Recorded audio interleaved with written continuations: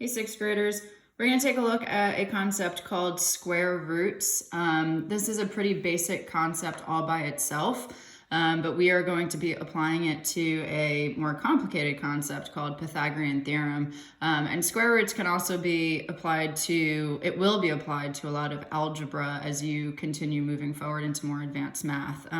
But the reason why we will be using this for this year is so that we can use what's called Pythagorean theorem. So in order to talk about square roots, we need to understand what it means to square something. And we've been talking about this for, the past couple of years actually. So to square a number means to multiply the number by itself. And you're just going to multiply it by itself once. So for example, we know 1 squared is 1 times 1, which is 1.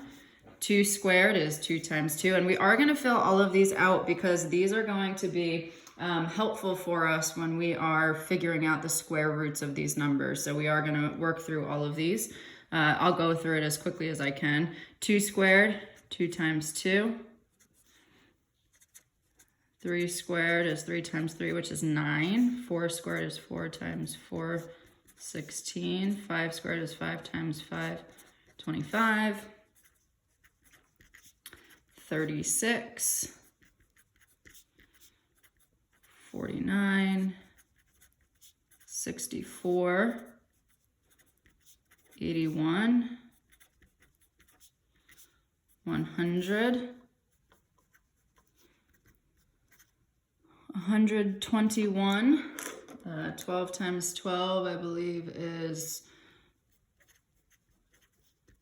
144. 13 times 13 is 169. 14 squared. I'm going to have to do the math on that one. 14 times 14. I don't have that memorized at the moment. So that's okay. We can just go ahead and solve that.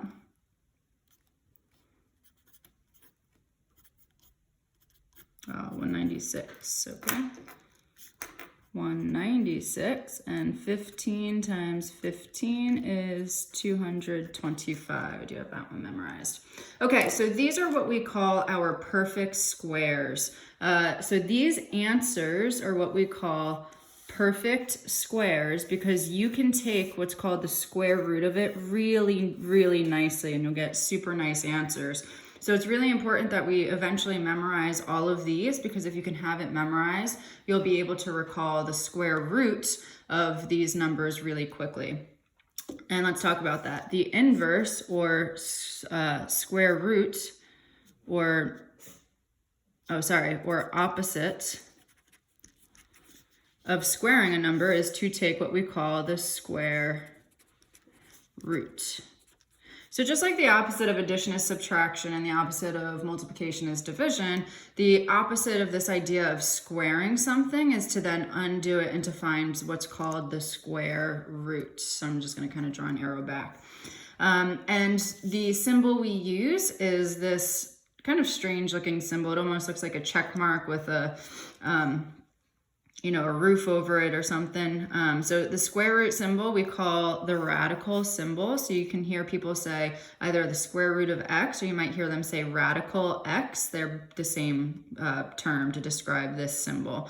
And that's what it looks like. So what we're going to do is now we're going to take these answers and we're going to undo it, and we're going to take what's called the square root.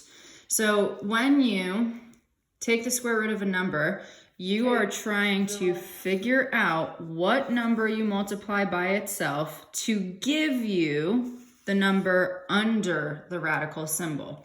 So the square root of 1, we need to figure out, well, what number times itself gives you 1? We know that's going to be 1 because 1 times 1 gives you 1.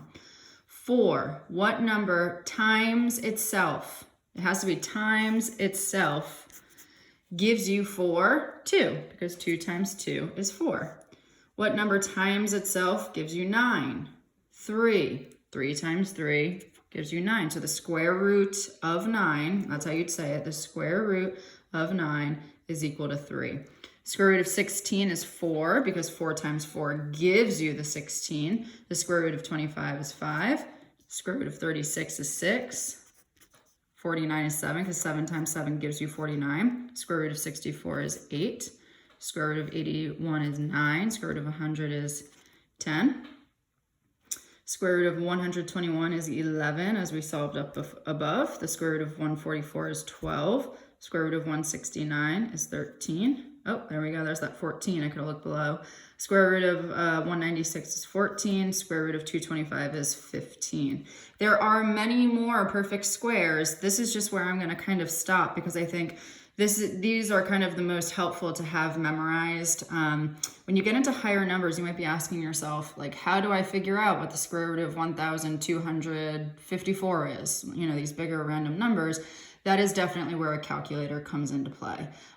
You will figure out a way, or you'll learn a way where you can estimate what those might be equal to, but a calculator is definitely going to be your friend when you're taking square roots. All right, let's move on.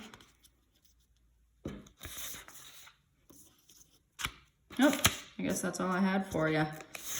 Blank set of notes on the back. Okay. So what we're going to do is we are going to be applying the square root to Pythagorean theorem. So just a heads up as to where we're moving. But for right now, that's all you need to know about the square root is you need to figure out what number times itself gives you the number under the radical symbol.